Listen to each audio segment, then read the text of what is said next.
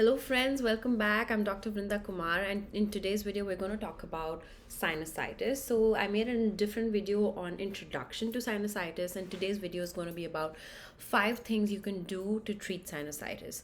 So I'm talking about chronic sinusitis, which is basically sinusitis that lasts for more than 3 months. And we talked that it could be because of a chronic infection, or it could be because of allergies, or it could be because of an anatomical defect that's causing the sinusitis. The first thing to do is to find out what is actually causing the sinusitis.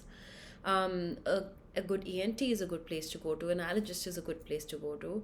You might need imaging, you might need scopy. So it's good to, if you have chronic sinusitis, it's good to start with getting to know what is the reason for your sinusitis.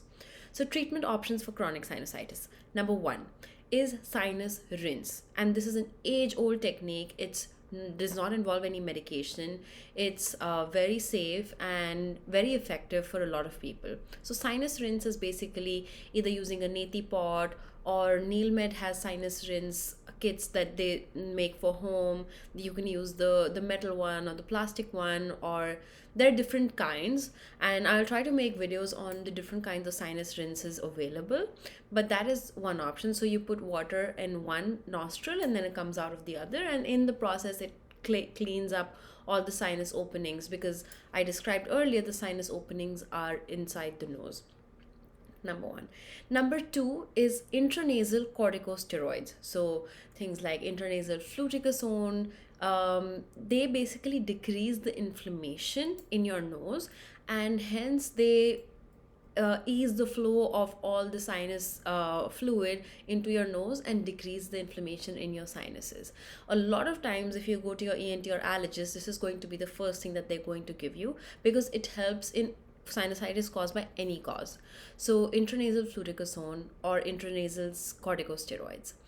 The trick about the corticosteroids is you can't just use it one off, like you can't just use it when you need it. It's not as needed treatment. It takes at least 2 weeks for it to actually build up to the level that it starts working, and then it has to be consistent use. So keep it with your toothbrush. Remember to use it in the morning and night.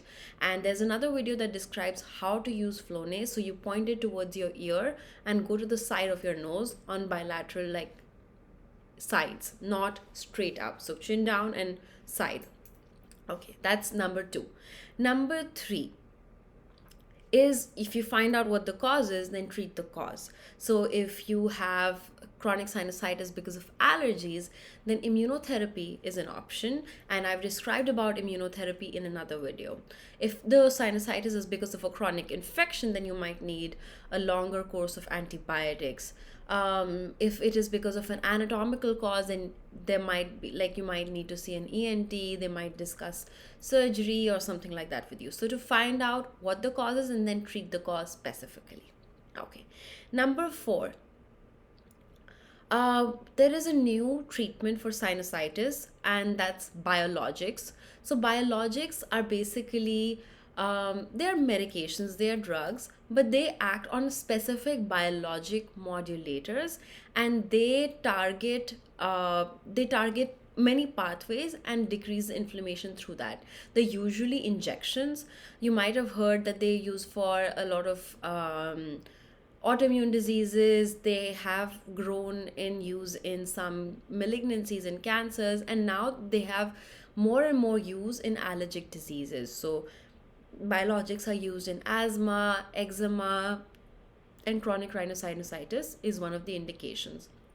So usually dupilumab is given for chronic rhinosinusitis, especially if there are polyps, and it really reduces the inflammation in the nose and the sinuses, and it is very effective. The downside is it requires a lot of commitment. It's usually a monthly or injection, and you have to come in every day. It's very expensive. You usually need a prior authorization from your insurance, and it's an expensive treatment. Thirdly, it's biologic. It's newer, so we do have data on it, but it's not something that's been going on for like hundreds of years, that we don't have that kind of a data. Versus like intranasal steroids, we have a lot of data about its safety and efficacy. Number five and final, and that is surgery. However, with the advent of intranasal steroids and biologics, the need to get sinus surgery has decreased a lot. And early, I mean, there is like functional endoscopic sinus surgery. You can correct the deviated nasal septum if that's what's causing the sinus issue. The nasal polyps can be removed if that's what's the issue. And that's usually the last resort, and that's usually done by ear, nose, and throat doctors, ENTs. But that is an option for chronic sinusitis if that is needed. I hope you found this video useful. Please put down in the comment section what you would like to know more about topics, and I'd be happy to make videos. Thank you. Bye.